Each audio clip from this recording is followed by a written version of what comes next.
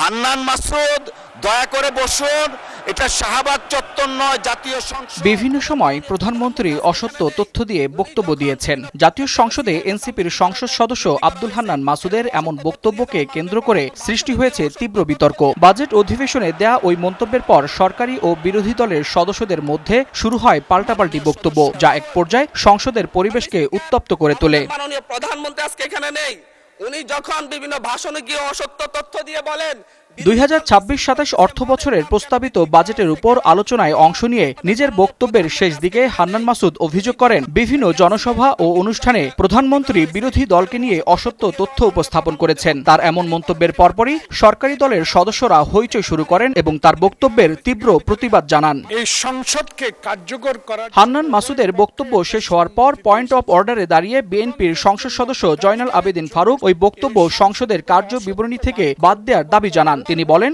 সংসদ নেতা ও প্রধানমন্ত্রীকে নিয়ে এ ধরনের মন্তব্য সংসদের মর্যাদার সঙ্গে সামঞ্জস্যপূর্ণ নয়। তাই আমরা আজকে যে অসত্য সংসদ নেতা নিয়ে অসত্য কথা বলেছেন, এটা এক্সপান্স করার জন্য আপনার কাছে বিনীত অনুরোধ জানাচ্ছি।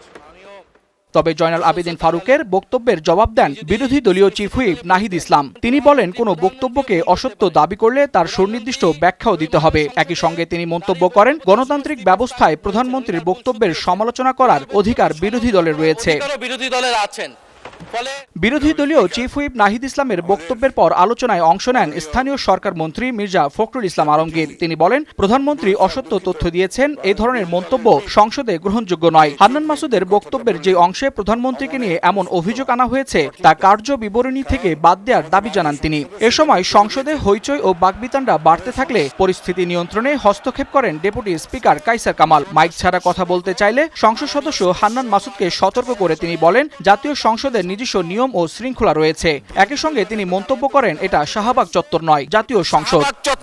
জাতীয় সংসদ। পরিস্থিতি আরো উত্তপ্ত হয়ে উঠলে ফ্লোর নেন বিরোধী দলীয় নেতা ও জামায়াতে ইসলামের আমির ডাক্তার শফিকুর রহমান। তিনি সংসদের বাইরের রাজনৈতিক বিষয় সংসদে টেনে এনে নতুন বিতর্ক তৈরি না করার আহ্বান জানান। পাশাপাশি সংসদের আলোচনাকে সংসদের মধ্যেই সীমাবদ্ধ রাখার অনুরোধ করেন। একটা সংসদীয় নর্মস আছে, বাইরেরও একটা গ্রামার আছে, যার যার গ্রামারকে সেই জায়গায় আমরা রাখি।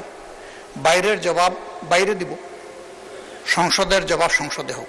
দীর্ঘ বিতর্কের পর ডেপুটি স্পিকার কায়সার কামাল জানান, সংসদে উত্থাপিত বিষয়গুলো বিচার বিশ্লেষণ করে পরে সিদ্ধান্ত নেওয়া হবে। তবে হান্নান মাসুদের একটি মন্তব্য ঘিরে জাতীয় সংসদে যে উত্তপ্ত পরিবেশ তৈরি হয়েছে তা দিনের আলোচনায় সবচেয়ে বেশি আলোচিত ঘটনায় পরিণত হয়েছে।